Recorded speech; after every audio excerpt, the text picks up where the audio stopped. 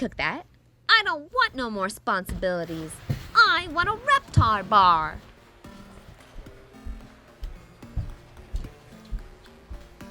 So apparently you can buy a Reptar Bar mold on Etsy for like $150. But I thought, why do that when I can spend $200 on craft supplies instead? So that's exactly what I did.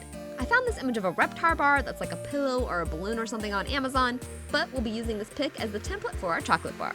First, I rolled out polymer clay, then I used a pencil to heavily trace the lines of the Reptar Bar so that it could be flipped and transferred directly onto the clay to ensure we have the proper size and shape.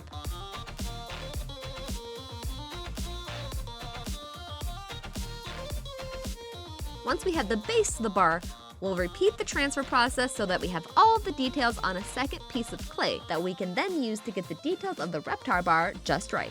I used tiny bits of clay to create 3D details on the surface, including legs, mouth, and teeth.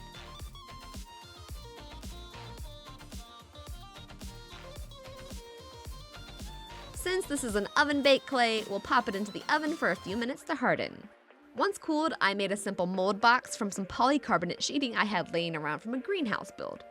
And thanks to my love for watching Serpa Designs and John Malecki, I knew how to put together this box to ensure that I had no leaks. Next, we'll pop the clay Reptar Bar inside the box, then we'll whip up a 2-part silicone rubber and pour it over the clay bar so that it is completely encased in the rubber.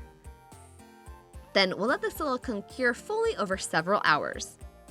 After about 24 hours, we can demold the clay bar from the silicone rubber and clean up the mold so that it is ready for the chocolate.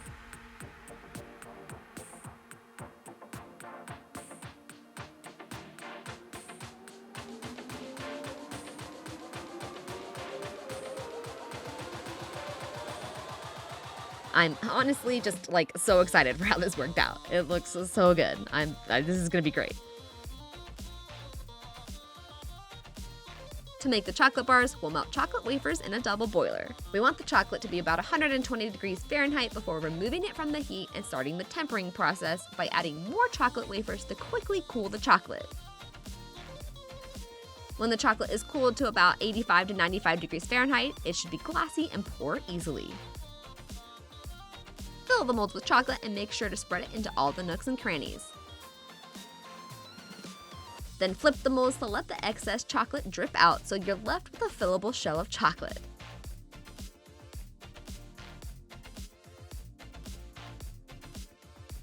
Then we'll clean up the edges before popping it into the fridge to fully harden.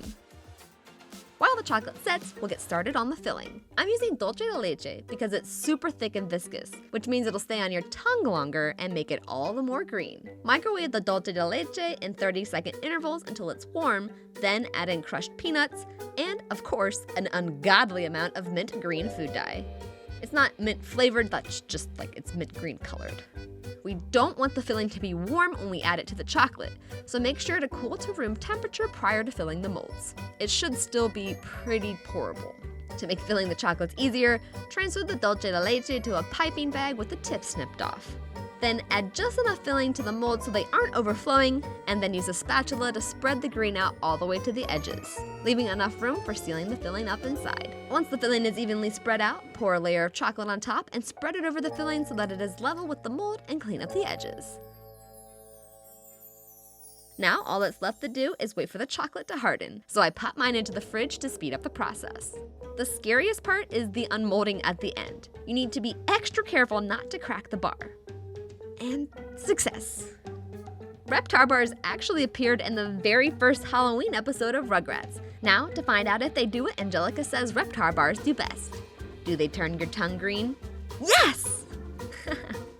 What fictional feast should I make next? Let me know in the comments. If you like this recipe, don't forget to flip that sub button and ring the dinner bell so you can be notified of my latest recipes and foodie adventures that I post every week.